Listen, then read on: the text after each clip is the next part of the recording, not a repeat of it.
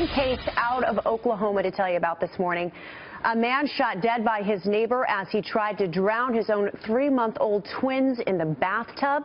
The neighbor who shot him is being hailed a hero, but the district attorney is considering charges. So was the shooting justified? Joining us to weigh in is attorney Jesse Weber. Thank you so much. What a disturbing story. So there was a 12-year-old at the house. She was alerted there was a problem. She ran over to the neighbor. This guy grabbed a gun, came over, and shot the dad twice in the back. The dad's dead.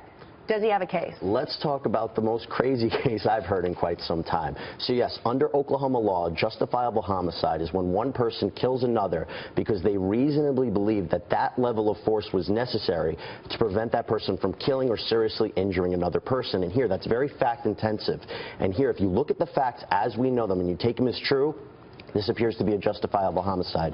Freeman, Cash Freeman, who's the hero in this case, ran over to that house and he just saw the most disturbing image. 2 infants being drowned in a bathtub. Who knows how much longer they had to live. The mother was being held at knife point. He had to make a split-second decision to save their lives and use deadly force to meet deadly force.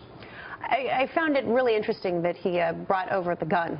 I think that's probably the biggest issue that he has to deal with is that he had a gun, right? Well, here's the thing. I would imagine the 12-year-old who ran over, who I believe might be the mother's niece, said that, told him what the situation was. He prepared himself. Now, the question is, was he justified in actually killing Foster? Many people are saying that he probably could have threatened him with the gun, told him to stop. But when you're in that situation and you have a split second to make that decision, who knows what you should have done? And in the end, 3 people were saved. This could have been a quadruple homicide, and he could have created an even worse situation if he didn't make that decision. So disturbing. So what kind of charges could he face this morning? It's tough for me to even say, but yes, if the district attorney decides to bring charges, anything from first-degree murder, maybe it was premeditated, he knew he was going to kill this man, could be voluntary manslaughter, heat of passion when he saw the situation, could be second-degree murder. But I'd like to say one thing.